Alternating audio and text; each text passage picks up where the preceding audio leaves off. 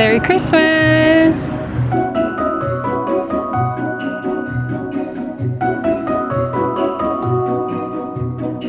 So I want to wish you and your family and your friends Happy Christmas! Today, it's about more than a month since I had Mavic Mini, and after playing with it for about a month, I feel pretty committed to this device. So I actually ended up buying it myself, this case. It's from this company called Sunny Life. It's a hard shell case.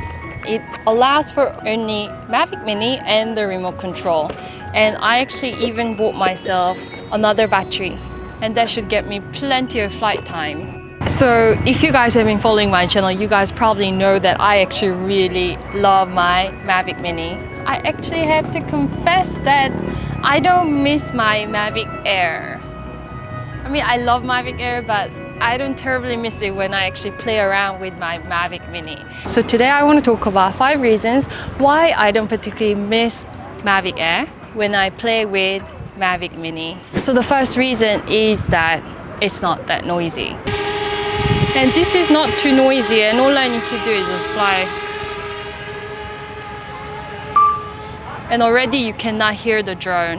When I fly this drone, frankly, nobody really cares that much. And once it's away, 10-20 meters, already it's sort of out of like the noisy, bothering zone. So that's definitely a huge advantage of this over my previous device or any other drone device for that matter. And second is the battery time. The battery time of this device, I can easily get 25 minutes of the video time in one battery.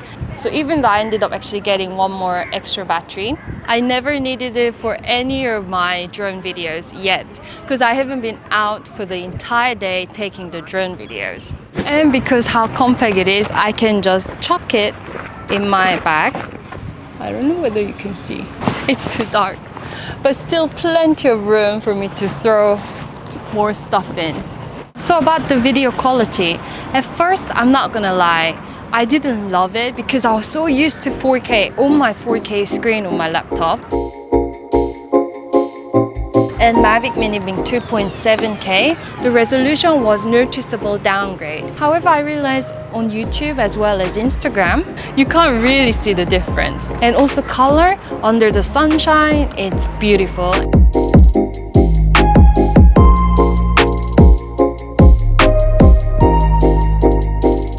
And even when it's not sunny or sunrise, sunset, it was definitely more than sufficient. The picture quality, I'm more into taking videos, so I can live without sort of average picture quality of this drone.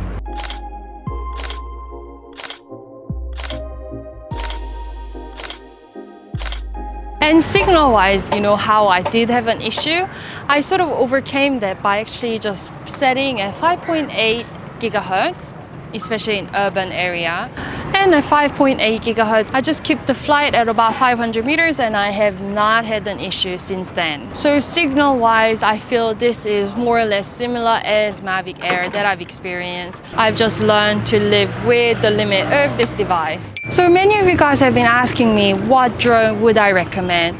For a beginner, I absolutely would recommend Mavic Mini because I feel it's definitely sufficient for all your travel usage. It will definitely give you that special drone video on your travel gears. And my recent experience with non-DJI products, I kind of realized how good DJI products were, especially when you're flying and hovering. You can see this hovers so stably.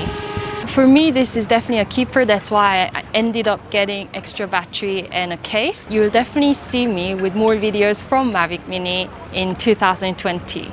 See you!